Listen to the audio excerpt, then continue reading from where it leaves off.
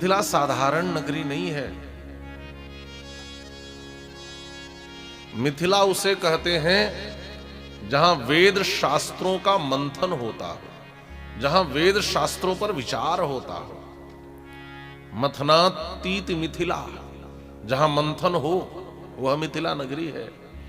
वैसे महाराज श्री जनक आगे अभी कहेंगे विवाह के प्रसंग में कि हमारे वंश में एक राजा हुए मिथि, राजा निमि के पुत्र हुए मिथि, और मिथि के नाम पर इस राष्ट्र का नाम पड़ा मिथिला, जहां वेद शास्त्रों का मंथन होता। भगवान श्री राम के जीवन से 3 मुख्य नगर जुड़े, अयोध्या, मिथिला और लंका। जीव 3 प्रकार के होते हैं, विषयी, साधक, सिद्ध, सयाने। लंका में विषयी जीवों का निवास है, अयोध्या में साधक जीवों का निवास है, और मिथिला में सिद्ध जीवों का निवास है। भगवान तीनों के जीवन में गए, लेकिन विषयियों के जीवन में मां जानकी की कृपा से गए, साधकों के जीवन में उनके साधना के प्रतिफल के रूप में मिले। महाराज श्री दशरथ और महारानी कौशल्या मनु शत्रुपा के रूप में तपस्या की थी, तब भगवान उनके यहाँ आए। माने अयोध्या के लोग साधक होते हैं, लेकिन मिथिला के लोग सिद्ध होते हैं। भगवान सिद्धों के यहाँ बिना बुलाए चले आते हैं, बिना बुलाए आते हैं। एक बात और है, मिथिला में भक्ति महारानी प्रकट हुई है। जहां भक्ति प्रकट हो जाए वहां भगवान बिना बुलाए दौड़े आते हैं महाराज। यहां तो स्वयं भक्ति स्वरूपा श्री जानकी जी प्रकट हुई है। मिथिला नगरी का बड़ा वैशिष्ट्य है।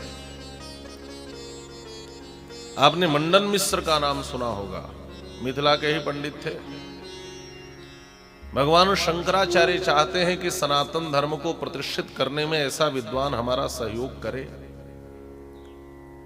और शास्त्रार्थ में परास्त करके सनातन धर्म की प्रतिष्ठा के लिए उनका सहयोग चाह रहे थे। और जाकर के एक पानी भरने वाली पनिहारी से पूछा कि बताओ मंडन मिश्र का घर कौन सा है। तो उस पानी भरने वाली पनिहारी ने संस्कृत में बोला, और भगवान शंकराचार्य से कहा, स्वतः प्रमाणम परतः प्रमाणम कीरांगनाम यत्र गिरो गिरंती। जिसके द्वार पर बैठ करके तोते आपस में स्वतः प्रमाण और परतः प्रमाण की चर्चा करते हो, वेद को स्वतः प्रमाण माना जाए, पुराणों को परतः प्रमाण माना जाए। स्वतः पुराण क्या है, स्वतः प्रमाण क्या है, और परतः प्रमाण क्या है, इस पर जहां के तोते बैठ करके निर्णय देते हो या इस पर विमर्श करते हो, जिस द्वार पर यह दिख जाए समझना वही मंडन मिश्र का धाम है। ऐसी मिथिला नगरी है महाराज।